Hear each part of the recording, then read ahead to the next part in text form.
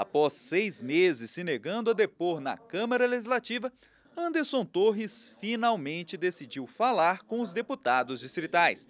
O depoimento do ex-secretário de Segurança Pública do DF foi dado no último dia 10, em reunião da CPI dos atos antidemocráticos. Mesmo com o direito ao silêncio garantido pelo STF, sendo facultada a minha presença nessa casa, fiz questão de estar aqui para esclarecer as dúvidas com a verdade em respeito a este parlamento e ao povo o qual representa. Ex-ministro da Justiça do governo Bolsonaro e aliado político do ex-presidente, Torres é figura central nas investigações que apuram se os atos de vandalismo do dia 8 de janeiro foram de fato uma tentativa orquestrada de golpe de Estado.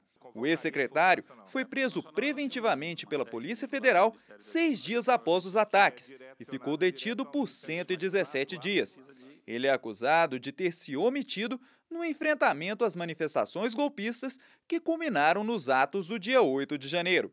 A prisão de Anderson Torres se deu logo após o ex-secretário retornar de um período de férias nos Estados Unidos, país para o qual ele viajou 2 dias antes dos ataques às sedes dos 3 poderes.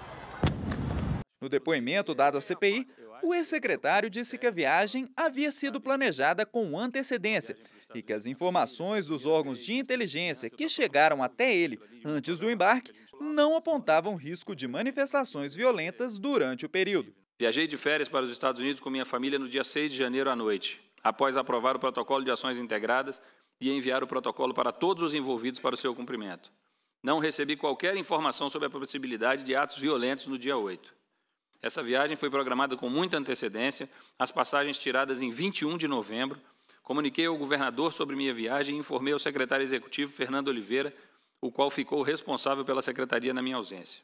Se eu tivesse recebido qualquer alerta ou informe de inteligência indicando risco iminente de violência e vandalismo, não teria viajado. Anderson Torres também se eximiu de responsabilidades pelas falhas de segurança observadas no dia 8 de janeiro.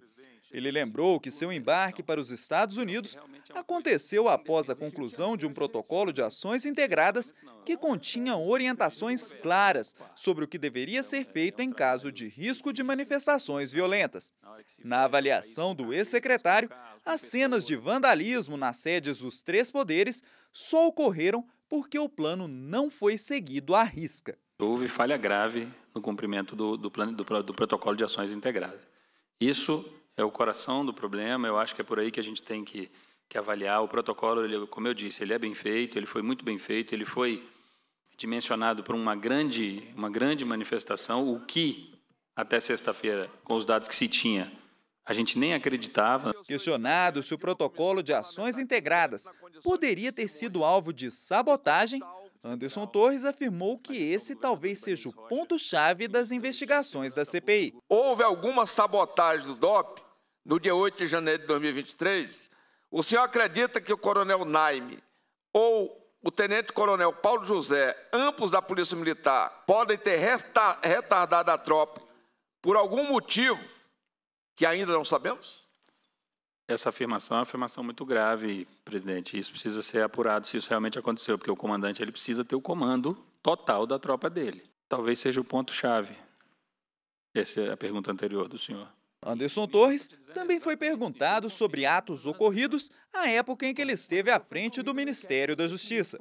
Os distritais questionaram se houve leniência do Ministério em relação aos acampamentos montados em frente ao quartel-general do Exército após as eleições, especialmente depois dos atos de vandalismo do dia 12 de dezembro do ano passado, data em que manifestantes atacaram a sede da Polícia Federal, deixando um rastro de destruição pelas ruas de Brasília. Torres afirmou que o desmonte do acampamento não era responsabilidade do MJ e que tratou da questão com o Comando Militar do Planalto assim que assumiu a Secretaria de Segurança Pública do DF. Não era atribuição do Ministério da Justiça, senhor presidente, atuar para tirar essas pessoas. E na primeira semana, como secretário de Segurança, já chamei para tratar do desmonte total daquele acampamento. A operação começaria no dia 10, ficou marcado para o dia 10, a SEDES começaria a operação para tirar os vulneráveis, ver quem queria ir embora, e na sequência a Segurança Pública, junto com o Exército, terminaria de desmontar os acampamentos. O depoimento não comoveu os parlamentares do campo da esquerda.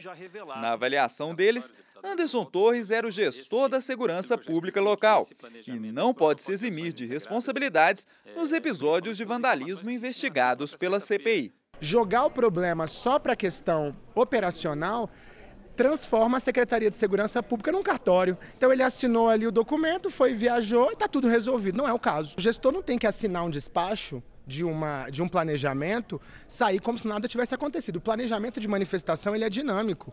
A manifestação ela vai mudando o contorno, a avaliação dela ela é dinâmica também. Então ela vai mudando. E quem tem que fiscalizar? Se tem tropa, se os comandos táticos operacionais eles estão presentes, se os comandantes estão aí, é o secretário de Segurança Pública, ele é gestor da segurança pública da cidade. Então tem responsabilidade. Já os parlamentares de direita se solidarizaram com o ex-secretário, avaliando que ele tem pago praticamente sozinho por um erro coletivo. O G. Dias sabia, o GSI sabia, o Flávio Dino sabia, então todo mundo sabia o que se desenhava acontecer. Se toda essa estrutura, Força Nacional, tivesse na esplanada dos ministérios, podia ter 100 mil pessoas ali que não passavam.